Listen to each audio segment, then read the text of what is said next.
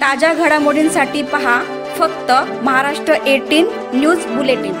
काम मिळाल्याशिवाय राहणार नाही असा महत्त्वपूर्ण रोड आहे। 4.5 कोटीचा इलेक्शन संपलं, निर्णय लागला की एक 15 दिवसात या रोडच्या कामाची सुरुवात होईल असा विश्वास मी आपल्या सगळ्यांना देतो।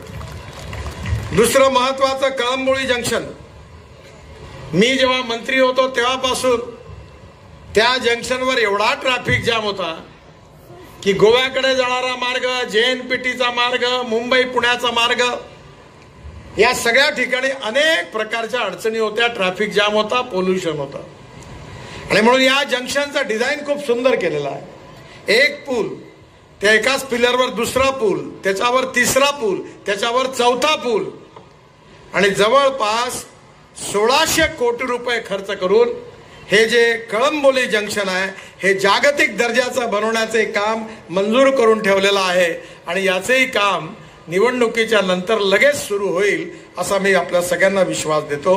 म्हणजे आजही मी आलो आणि आचारसंहिता जरी असली तरी मंजूर झालेल्या कामं सांगून मी माझा जो रेकॉर्ड होता गेल्या 10 वर्षात की दरवेळेला येऊन मी घोषणा करूनच गेलो आणि ते कामं सगळी पूर्ण करण्याचं समाधान पण मला मिळालं।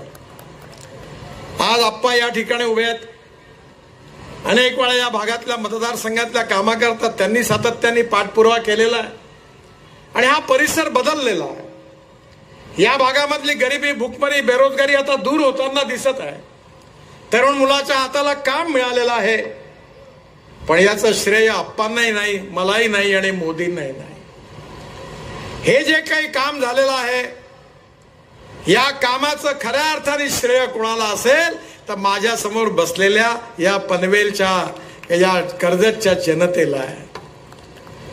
कारण तुम्ही जर आप्पांना निवडून दिलं नसतं, मोदीजी निवडून आले नसते, मी निवडून आलो नसतो, आणि आमचं सरकार आलं नसतं, तर मी मंत्रीच झालो नसतो, आणि मंत्रीच झालो नसतो तर हे काम करायची संधीच मला प्राप्त झाली नसती। ती आपल्या सगळ्यांच्यामुळे झाली। आज देश बदलतोय। आपल्याला 1947 साली स्वातंत्र्य मिळालं। 60 वर्ष काँग्रेस पक्षाने राज्य केलं, आणि काँग्रेस पक्षाने हे राज्य करत असताना त्यांनी गरिबी हटावचा नारा दिला।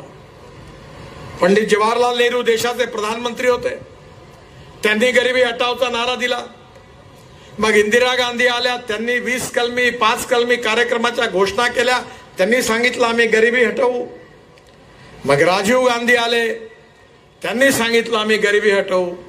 मग सोनिया गांधी आल्या, त्यांनी सांगितलं आम्ही गरिबी हटवू, आणि आता राहुल गांधी पण तेच सांगतात आहेत की आम्ही गरिबी हटवू। 60 वर्ष सत्तेत संधी मिळाली, पण या 60 वर्षामध्ये कोणाची गरिबी हटली?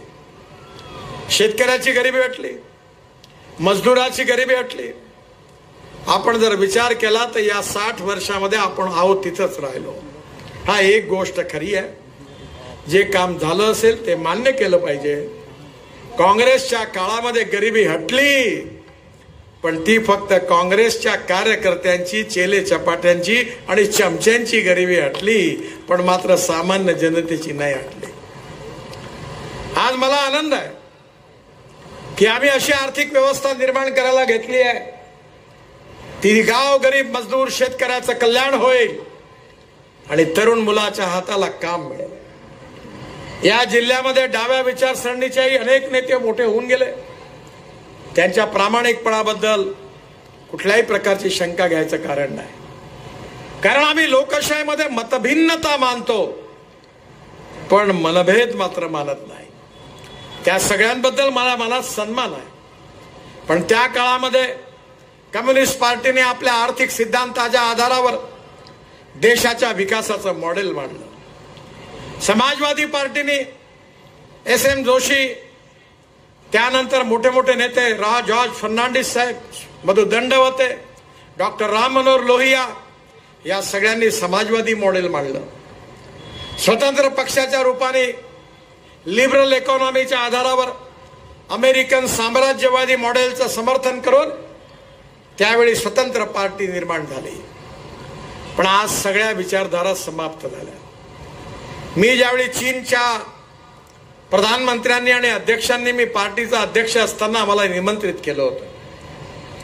आणि ज्यावेळी मी शांघायमध्ये गेलो त्यावेळी मी बघितलं की त्या ठिकाणी मोठी मोठी डेव्हलपमेंट सुरू होती. मी चीन मधल्या कम्युनिस्ट पार्टीच्या नेत्यांना प्रश्न विचारला, पैसा कुठून आला? त्यांनी मला सांगितलं की जगामध्ये जे मंगोलियन वंशाचे जे श्रीमंत लोक आहेत ज्यांचं ओरिजिन चायनाशी जोडलेलं आहे, त्या मंगोलियन लोकांनी खूप इन्व्हेस्टमेंट चीनला दिली आणि त्यातून आमच्या विकासाच्या कार्यक्रमाला गती मिळाली. मी त्यांना लगेच प्रश्न विचारला की तुमच्या देशात फक्त लाल झेंडा फक्त राहिलाय, पण तुमचे विचार मात्र बदलून गेले आहे, हे कसं? तेव्हा त्यांनी आम्हाला सांगितलं की आमच्या देशातला गरीब असेल, शेतकरी असेल, मजदूर असेल, त्याच्याशी आमची कटिबद्धता आहे आणि त्याची गरिबी, भूकमरी आणि बेरोजगारी दूर करायची असेल तर जे धोरण असेल ते आम्ही स्वीकारू, असं म्हणून त्यांनी कबूल केलं की त्यांनी आता फक्त लाल झेंडा ठेवला पण विचार सोडून दिले. पण भारतीय जनता पार्टीने गेल्या 10 वर्षामध्ये नरेंद्र मोदींच्या नेतृत्वाखाली आणि त्याआधी अटल बिहारी वाजपेयींच्या नेतृत्वाखाली या देशाच्या विकासाचं नवीन आर्थिक मॉडेल तयार केलं. ते मॉडेल काय होतं? पंडित दीनदयाल उपाध्यायांचं जे सामाजिक आर्थिक चिंतन होतं, जे अंत्योदयाच्या रूपाने प्रसिद्ध आहे, की या समाजातला तळागाळातला जो शेवटचा माणूस आहे, जो दलित आहे, पीडित आहे, शोषित आहे, ज्याला राहायला घर नाही आहे, ज्याच्या अंगावर कपडा नाही आहे, ज्याला खायला